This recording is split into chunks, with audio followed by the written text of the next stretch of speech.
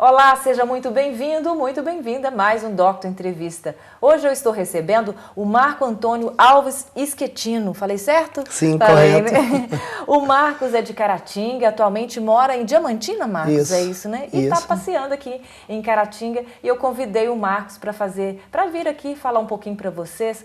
O Marcos, ele é biólogo pela Universidade Federal de Minas Gerais, de Viçosa. Isso. Ele é mestre em genética, conservação e biologia evolutiva pelo Instituto Nacional de Pesquisa da Amazônia. Tem também doutorado em genética e evolução pelo FMG. Sim. Né? Já foi professor de ecologia, de ciências biológicas do UniBH. Isso, exatamente. E também professor de pós-graduação na Faculdade Arquidiocesana do São Camilo. Isso. Pois é, o currículo extenso, uma experiência muito bacana, e é sobre isso que eu convidei, né, você para vir aqui para contar um pouquinho para a gente. Primeiramente, seja muito bem-vindo ao Doctor Entrevista, é um prazer. Sim, muito obrigado pelo convite também. Espero que seja uma conversa boa. Falar um pouquinho de conservação e um pouquinho da história aí pelo Brasil, né, dos trabalhos relacionados a esse foco, né, conservacionista. Pois é, vamos começar então pela Amazônia. Você esteve na Amazônia por um tempo, né, fazendo pesquisa. Gostaria que você falasse um pouquinho desse trabalho e como foi essa experiência lá nesses dias, né? Sim, foi no meu mestrado, foram cerca de 2 anos e meio que eu trabalhei lá com evolução e sistemática, né, conhecendo os pequenos mamíferos. E foram vários trabalhos de campo, coletando pela Amazônia, né, para fazer esses estudos relacionados à evolução e aplicá-los à conservação. Então, teve vários locais, Amapá, o Acre, por exemplo, vários que a gente não fala muito por estados, a gente fala mais os rios que a gente visitou lá, porque a bacia amazônica ela é imensa e cada rio tem a sua particularidade. Uhum. E o que você, assim, te chamou mais atenção lá durante o período que você estava lá, nessa sua experiência lá? Como é que foi? Bom, realmente... O clima lá não deve ter sido fácil, né? Para começo de Não, na verdade, conversa. Como, por exemplo, 40 graus, mais ou menos. O pessoal lá, são acostumados com temperaturas altas, tanto que era um fato interessante que o período de chuva lá, que eles chamam de inverno, né? Mas é mais ou menos por outubro, novembro. Aí a temperatura cai mais ou menos até 28 graus, aí você está andando na rua e você vê as pessoas de jaqueta, andando, sentindo frio, em pleno 28 graus, né? Mas, em geral, a Amazônia realmente tem toda essa beleza que as pessoas falam. É realmente um monstro da natureza, né? Porque é um local de imensa biodiversidade, é um local que tem que ser preservado mesmo. A gente vê tantas notícias aí relacionadas ao desmatamento, normalmente áreas que são protegidas agora vão deixar de ser protegidas para mineração e outras coisas, e que para nós conservacionistas isso causa uma certa preocupação, porque realmente nós conservacionistas nós não protegemos o meio ambiente só porque os bichos são bonitinhos ou porque a gente nem se amarra em árvore também, não é isso. É uma questão científica mesmo, que é direcionada mesmo ao bem-estar de gerações futuras. Sim. Por exemplo, a Amazônia é um ambiente sensível à desertificação, por exemplo. Não tem essa de que o local desmatado ele pode ser recuperado facilmente. A tendência realmente é virar desertos. Se for olhar a história evolutiva da Amazônia, a Amazônia aconteceu vários fatores que mantêm aquela região que antes, há milhões de anos atrás, na verdade teve até invasões marinhas, por exemplo, invasão do Oceano Pacífico e o Oceano Atlântico, por exemplo, né? Eram regiões cobertas pelo mar, depois o mar regrediu, e aconteceram vários fatores que a gente tem uma camada de solo muito sensível que mantém toda aquela mata, toda aquela exuberância. E a partir do momento que você retira aquilo, a gente tem o quê? Uma parte de solo, falando bem de uma maneira bem simples, um solo que era praticamente fundo de um mar. Então como que você vai recuperar aquela área? Tem uma certa dificuldade, certo? Então tem uma preocupação sim. E como eu estava falando, a exuberância desses locais. rios maravilhosos, que você chega em certos pontos do rio Amazonas que você não consegue ver uma margem ou outra. Às vezes parece que você está mesmo em alto mar. De tão extenso que sim, de tão extenso que é. E também quando você está dentro da mata, você vê, não é só um tipo de mata, sabe? É bem heterogêneo, você vê diversos ecossistemas ali, cada um com as suas peculiaridades, então, cada um tem o seu aspecto de conservação.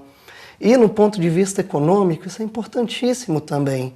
Existe, por exemplo, fármacos, ou possibilidades de encontrar fármacos que às vezes não vão ser encontrados, porque a área ela já é toda desmatada, espécies que a gente não conhece, que às vezes pode trazer um bem, sabe, para o ser humano, também através de pesquisa, que nós não encontramos.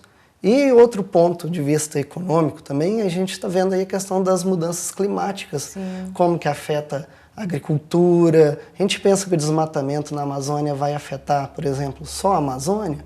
Não, Claro praticamente ela faz um controle de temperatura e umidade na América do Sul de uma maneira assim, que promove a capacidade, a fertilidade, por exemplo, em outros terrenos e evita a desertificação de áreas como o Centro-Oeste, áreas como o próprio Nordeste. E, por incrível que pareça também, na região sul, no sul do Brasil, também é afetado pelas correntes de umidade e de controle de temperatura da Amazônia. E é muito triste, né, saber de tudo isso e mesmo assim as autoridades ainda insistirem, né, e não ter esse olhar de preservação, né, Marco Antônio? Deve doer no coração, né? Exatamente. A gente tem aqui no Brasil, né, nós não somos muito felizes, independente de partido e de governo, nós não temos uma história de que teve algum governo que realmente preocupou com o meio ambiente. E quando comparado, por exemplo, à Europa, eles têm umas políticas de conservação melhores, mas a gente tem que lembrar que no passado também eles degradaram bem o ambiente deles e sofrem essas consequências. A gente tem essa história para se basear, mas as pessoas meio que fecham os olhos aos problemas ambientais e práticas simples que às vezes podem muito bem preservar o ambiente. Sim, nós vamos continuar falando sobre esse assunto então, Marco Antônio. Daqui a pouquinho, depois do intervalo, rapidinho, nós voltamos para conversar mais com o Marco Antônio.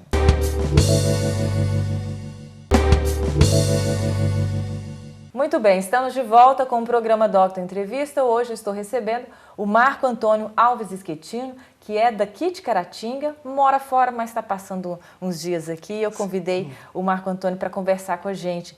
Nós estávamos falando justamente sobre a questão da Amazônia. O Marcos esteve lá por um bom tempo, fazendo uma pesquisa, um levantamento sobre a fauna, né, do local, um trabalho bacana. E nós estávamos comentando sobre essa situação do desmatamento, o quanto que o governo não tem esse olhar e, inclusive, agora acaba de autorizar, né, mineradoras, desmatamento. Então, como é que... Você acredita que isso é possível ser revertido? Bom, não querendo ser tão pessimista, mas é meio complicado, sim, a reversão. A gente tem uma política progressista sem olhar para as questões ambientais.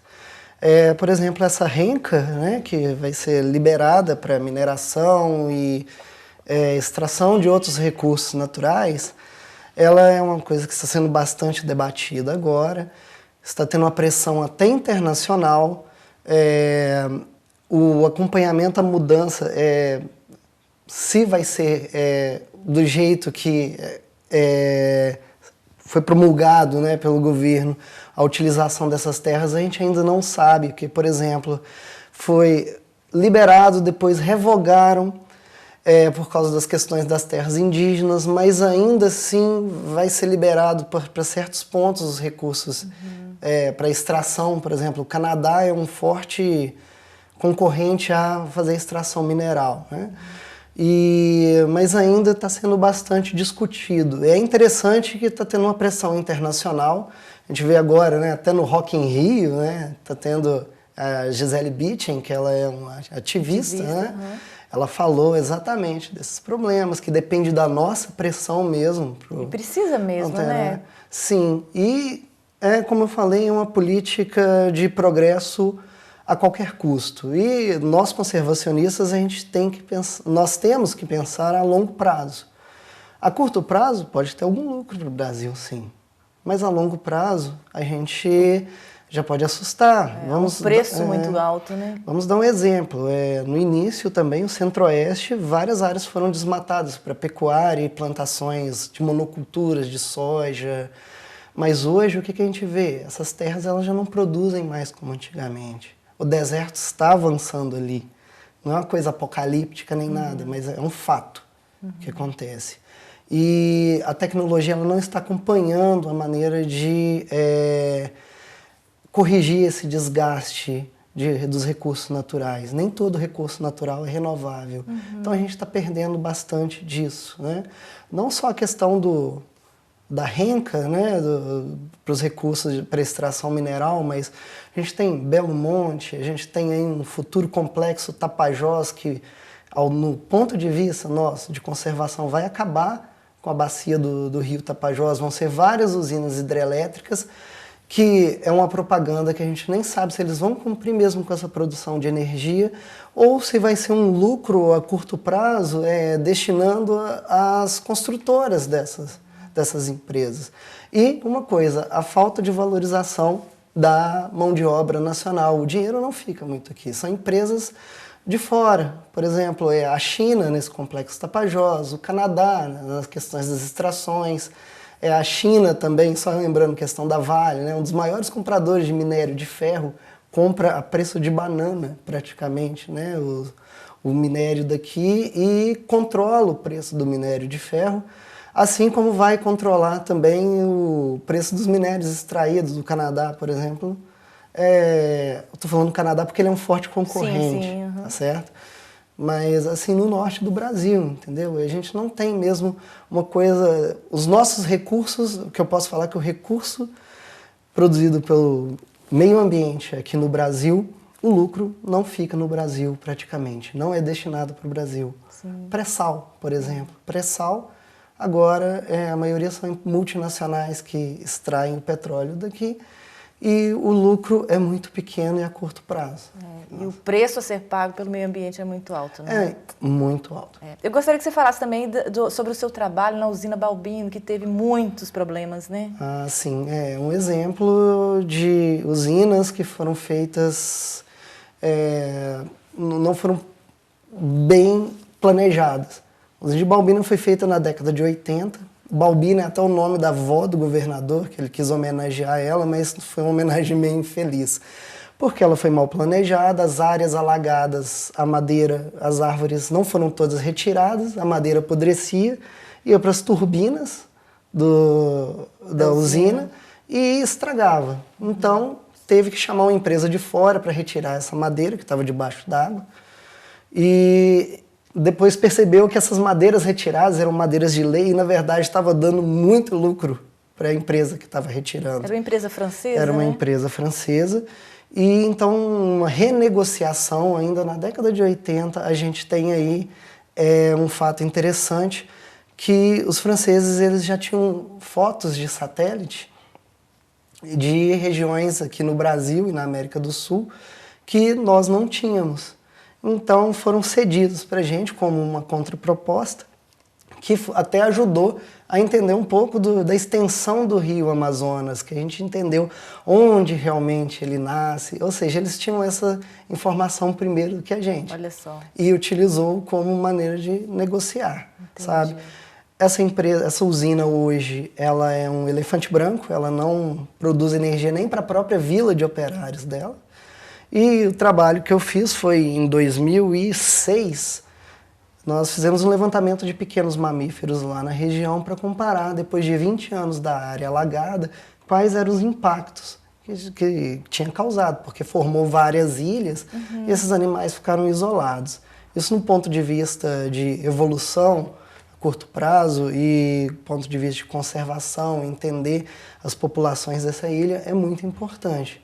E com certeza causou impacto, sabe? Normalmente os animais eles ficaram tão isolados e que ficaram mais sensíveis a qualquer mudança que pode acontecer naquele ambiente. Entendi.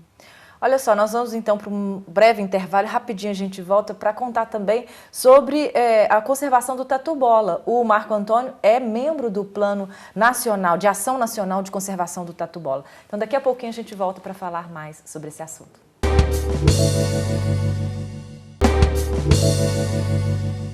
Voltamos com o programa Doctor Entrevista. Hoje eu estou recebendo Marco Antônio Alves Quetino, caratinguense, biólogo, que tem feito um trabalho muito bacana, e ele também é membro do Plano de Ação Nacional de Conservação do Tatu-bola. Eu queria que você falasse um pouquinho sobre esse projeto, na verdade esse plano de ação. O que tem sido feito? Sim, os planos de ação nacional, eles englobam várias espécies ameaçadas de extinção no Brasil.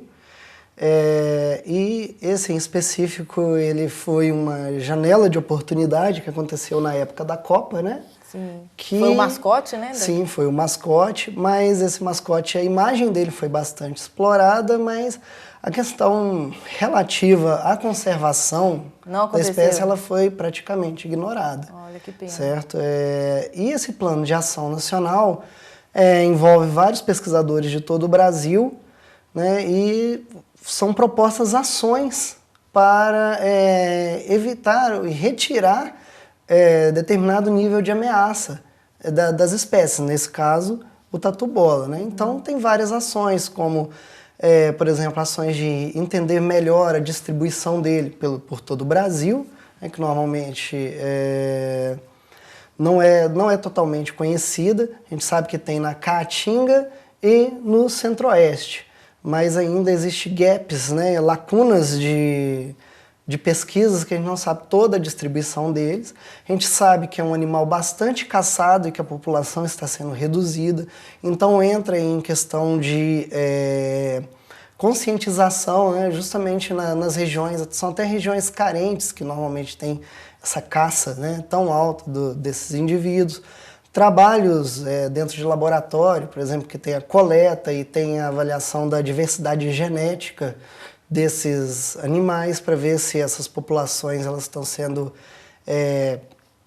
mantida a sua variabilidade genética, porque isso é um índice de conservação também. Quanto menor a diversidade genética, mais ameaçado está o animal, por exemplo, a qualquer mudança, né? Porque não tem muita variação. Então, é um trabalho de nível nacional que já começou, já tem uns anos, né? E igual eu falei para você, é um trabalho, é um passo a passo, né? Que está sendo feito o levantamento de várias particularidades do animal, né? E a gente, assim, pegando esses resultados, a gente consegue elaborar um manejo melhor, propor áreas de conservação, novas unidades de conservação, para que esse animal seja protegido, que é uma vantagem você pegar um animal, por exemplo, carismático, né, que a gente chama como tatu-bola, que você protegendo a área que ele vive, criando uma unidade de conservação, você vai estar protegendo tanto a flora e a fauna que vive lá também, indiretamente, entendeu? Não é só um animal que a gente se preocupa em proteger, e sim o ambiente que ele vive, então consegue carregar várias outras espécies. Sim. E ele ainda é muito caçado, né? Principalmente nas regiões mais pobres. Sim, ele é muito caçado. Ele não corre muito, você vai chegar perto dele, ele vira uma bolinha mesmo, achando que está protegido. Que está protegido, mas aí a pessoa pega ele na mão, coloca dentro do saco e leva. É uma pena. Marcos, você trouxe alguns trabalhos, né? Tem outros trabalhos, você trouxe algumas fotos para a gente ver, né? De alguns trabalhos. Sim, eu trouxe fotos das minhas viagens de campo, não só na Amazônia, mas outras partes do Brasil, como a foto mesmo do encontro do Plano de Ação Nacional do Tatu-bola, que foi feita na divisa entre Piauí e Ceará, no Parque Serra das Almas, fotos da minha visita a Belo Monte, fotos da minha visita também no Acre, né, no Parque Estadual do Chandelis, coletas que foram feitas no Parque Nacional Grande Sertão Veredas, que é na divisa ali, Bahia, Goiás, Minas Gerais. Aí eu trouxe algumas mostrando um pouquinho do trabalho de campo, como que corrido, o dia a dia, o né? dia a dia, assim, de alguns animaizinhos que a gente encontrou também nas regiões, sabe? Legal. Aí, Vamos ver um trechinho, então, das fotos do Marco Antônio.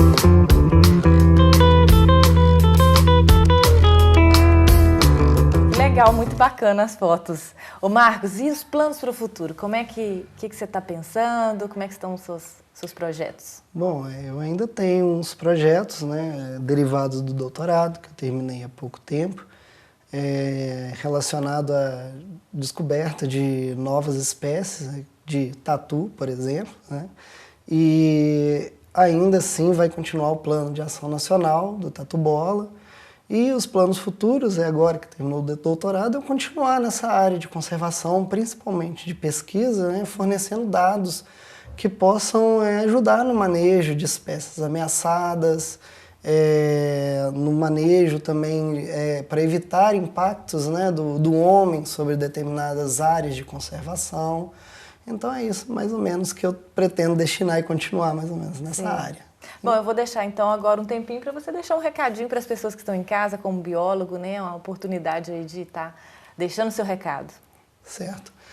Bom, eu falo para as pessoas que se interessam na biologia, como eu já disse, não é um trabalho tão fácil, porque conservação aqui no Brasil é difícil, como em outros países também, mas é um trabalho prazeroso. Você sabe que você está lutando por qualidade de vida, que você está pensando nas próximas gerações, né, nas futuras gerações.